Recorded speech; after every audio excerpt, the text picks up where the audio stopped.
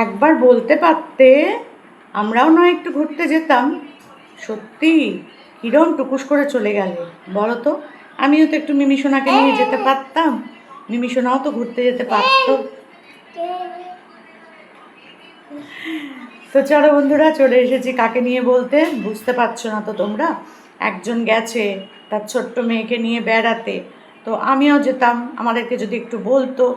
তো বললো টললো না, টুক করে বেড়াতে চলে গেল, বুঝলে। আর কি বলবো বলো।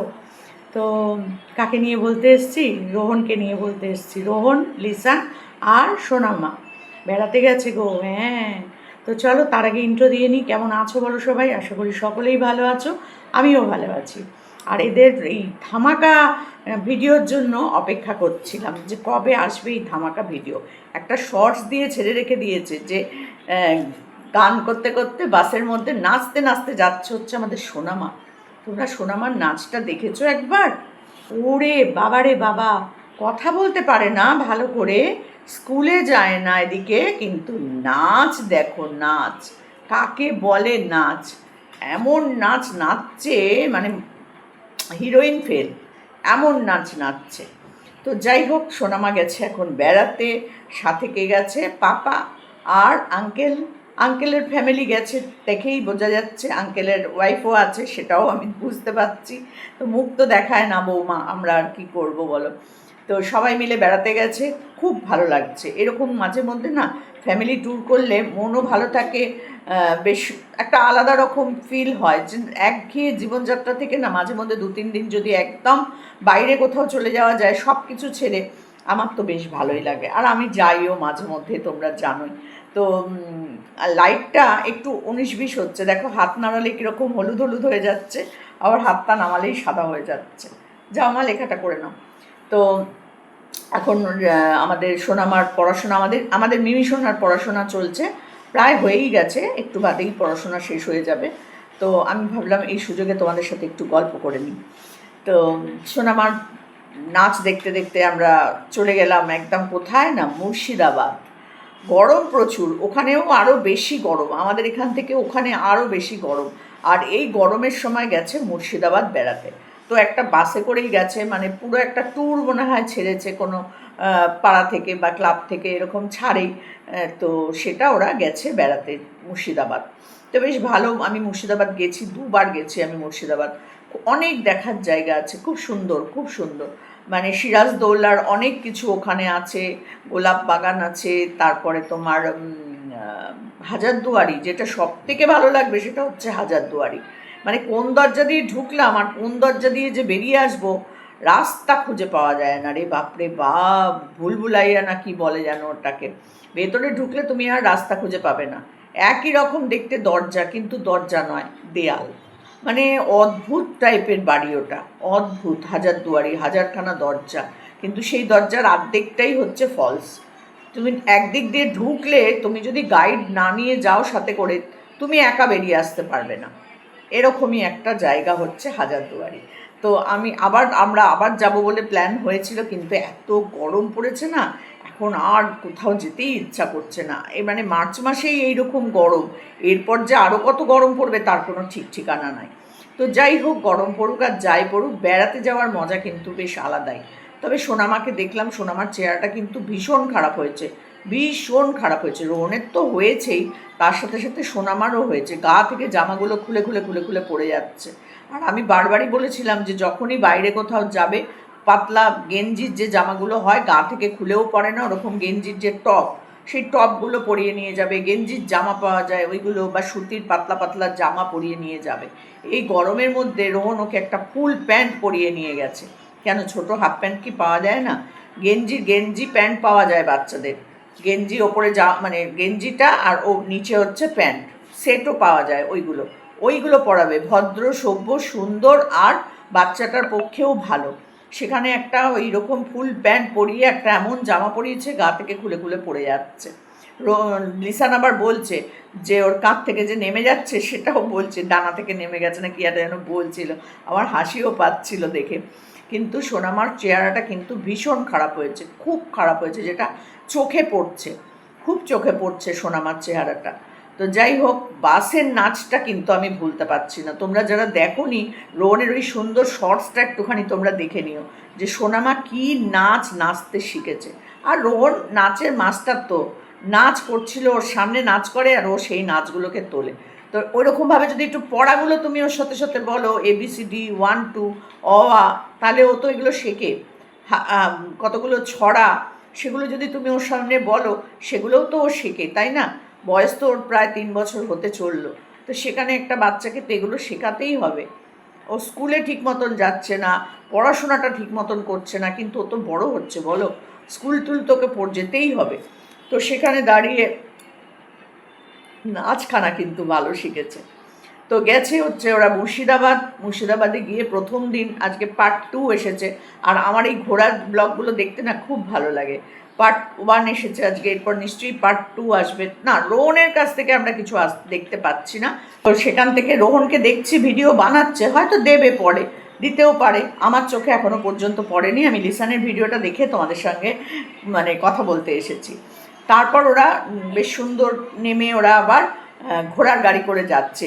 মুর্শিদাবাদের এইটা কিন্তু একটা বেশ ফেমাস ব্যাপার, এই ঘোড়ার গাড়ি করে, এক্কা গাড়ি করে করে ঘোড়া, এটা কিন্তু বেশ ভালো লাগে, যেটা আমাদের এখানে হয় না। কলকাতাতে তাও আছে, তোমার ওই ভিক্টোরিয়ার সামনে ওখানে কিছু ঘোড়ার গাড়ি আছে, তোমার বেশ খানিকটা জায়গা পুরো ঘুরিয়ে ঘুরিয়ে ঘুরিয়ে ঘুরিয়ে দেখায়। বেশ ভালো লাগে কলকাতার এই ঘোড়ার গাড়িতে চেপে, ঘোড়াটাও কিন্তু বেশ ভালো লাগে। তোমরা যারা চাপোনি একবার চেপে দেখবে, বেশ সুন্দর লাগে। তো আমিও চেপেছি বহু বছর আগে, বহু বছর, এখন না, বহু বছর আগে চেপেছি। আবার একবার যদি পারি চাপবো।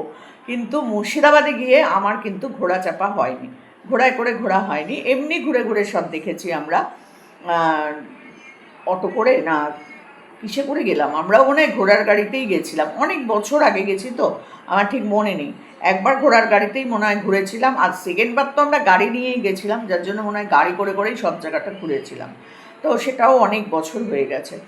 তো যে জায়গাটায় গেছে সেই জায়গাটার ইতিহাসটা শুনে সত্যি কিন্তু বাবারে বাবা, এই ইতিহাসটা সত্যি আমি জানতাম না। এটা একটা নতুনত্ব মানে ব্যাপারটা শুনলাম যে ওই ভদ্রমহিলা নাকি প্রত্যেক দিন একটা করে বাচ্চার কলিজা খেত। ও মাই গড, ও তো রাক্ষস ছিল তার মানে। আজকালকার দিনে একদম সরাসরি রাক্ষসের মানে ইয়ে ছিল হচ্ছে ওই মহিলা, যে বাচ্চাদের ধরে ধরে তাদের ছিঁড়ে খুঁড়ে কলিজাটা বার করে খেয়ে নিত।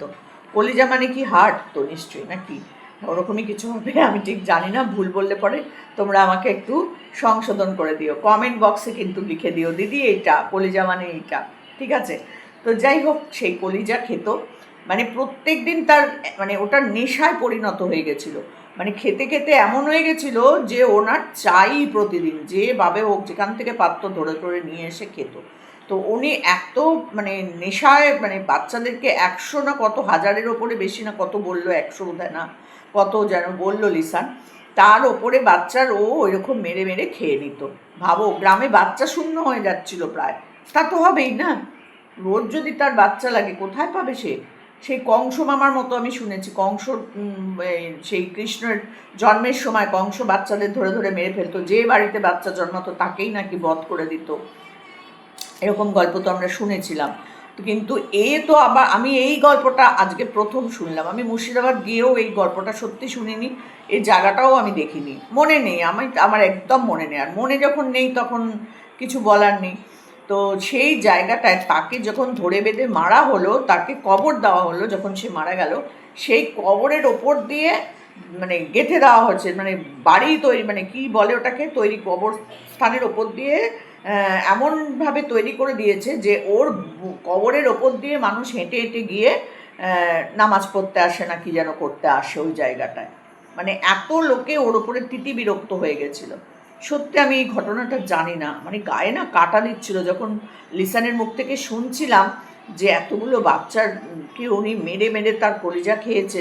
তো তার সাথে সাথে হচ্ছে এই যে মানুষ এত তিতিবিরক্ত হয়ে সে যখন মারা গেছে, তার ওপর দিয়ে যে মানে এটা বানিয়েছে, মানে যেখান দিয়ে আর কি মানুষ হেঁটে তার বুকের ওপর দিয়ে তার ওই কবরের ওপরে পাড়িয়ে যাচ্ছে হচ্ছে নামাজ পড়তে না কি যেন, ওই জায়গাটা নামাজ পড়ার জায়গায় তো বললো মনে হয়। মানে এতটাই মানুষ ওকে ঘেন্না করতো, ও ওর ওপর দিয়ে পাড়িয়ে যেতে হয় ভাবো। আর ওই যেখানটায় ওকে মানে কবর দেওয়া হয়েছে সেই জায়গাটা বন্ধ করা আছে, খাঁচা মতন করা আছে দরজাটা, সেখান দিয়ে মানুষজন দেখতে পাচ্ছে। তো বুঝতেই পারছো, আর সত্যি করে এটা একটা দর্শনীয় স্থান তো বটেই, তাই না?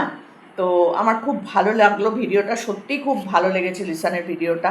আর রোহন তো ভিডিও করছে দেখলাম, জানি না রোহনের চ্যানেল থেকে আসবে কি না, সে তো হিরো, তার চ্যানেল থেকে আমরা দেখতে পাবো কি না আমরা জানি না, তবে রোহন ভিডিও করছিল এটা দেখতে পেয়েছি। আর সোনামার কথাটা বারবার বলছি, রোহন সোনামার দিকে একটু ধ্যান দাও। সোনামা যথেষ্ট বুদ্ধি, যথেষ্ট ভালো একটা মেয়ে, কিন্তু তোমার দেখাশোনার অভাবে যেন বাচ্চাটার কোনো কষ্ট না হয়। হ্যাঁ মা, সবাইকে বাচ্চার কথা বলো না মা, শোনো যা। সেখান থেকে দাঁড়িয়ে একটাই কথা বলবো, সত্যি ব্লগটা ভালো লেগেছে, অনেক কিছু দেখতে পাবো, অনেক কিছু জানতে পারবো লিসানের ভিডিও থেকে। রোহন যদি ভিডিও দেয় তাহলে তো জানবই। আর রোহনকে একটা কথাই বলবো, মেয়েটার দিকে একটু লক্ষ্য দাও। মেয়েটা কিন্তু সত্যি কিন্তু ভালো একটা মেয়ে, কিন্তু শরীরটা কিন্তু ওর ঠিক নেই, খুব রোগা হয়ে গেছে চেহারাটা। এমনিই সোনামার রোগা, কিন্তু আরও রোগা হয়ে গেছে। তোমার তো হয়েছেই, আমি তো শুনেছিলাম তুমি ঈদের পর যাবে হচ্ছে হায়দ্রাবাদ, কিন্তু সেখানে তুমি চলে গেছো মুর্শিদাবাদ। হায়দ্রাবাদ আর মুর্শিদাবাদ তো বাদ তো একটা আছেই আর কি, কিন্তু রোগটা কিন্তু বাদ দিও না, রোগটা কিন্তু তোমার শরীরের মধ্যেই কিন্তু আছে। তো সেখান থেকে দাঁড়িয়ে আগে রোগের চিকিৎসাটা করাও। ঘুরতে যাওয়া, বেড়াতে যাওয়া, খাওয়া দাওয়া, খেলাধুলা সব থাকবে, কিন্তু রোগ যদি শরীরের মধ্যে থাকে, একবার তো দেখেছো কত কষ্ট পেয়েছো, বমি হতো, ওইভাবে খেতে পারতে না, মাথা ঘুরতো, তার সাথে সাথে সোনামা আছে, বাচ্চাটাকেও দেখতে হবে। তো সেখানে দাঁড়িয়ে বারবার বলেছো তুমি বাঁচতে চাও, বাঁচতে চাও, সেই কথাগুলো ভুলে যেও না রোহন। এই সময় তোমার ঘুরতে যাওয়ার খুব একটা দরকার ছিল না। যাই হোক, একবার কাশ্মীর ঘুরে এলে, আবার এখানে এখন মুর্শিদাবাদ ঘুরতে যাচ্ছ, কিন্তু চিকিৎসাটা তো তোমার আগে দরকার ছিল, তাই না? আমি তো মানে যতদূর জানি টিকিট তোমার কাটা হয়নি, তুমি টিকিট এখনও কাটোনি। আমি ঈদের পরে তুমি যাওয়ার কথা আমি এইটুকু জানি, কিন্তু সেটা কবে সেটা আমি জানি না। তো অবশ্যই তুমি যাও আগে, মুর্শিদাবাদ থেকে ঘুরে এসেই তুমি কিন্তু হায়দ্রাবাদ যাওয়ার জন্য তৈরি হও, আর দেরি করো না, কারণ তোমার কিন্তু টেস্ট করারও দরকার আছে, এবং তারপরে আরও ওষুধ কন্টিনিউ করতে হবে, এটা কিন্তু তুমি ভুলে যেও না।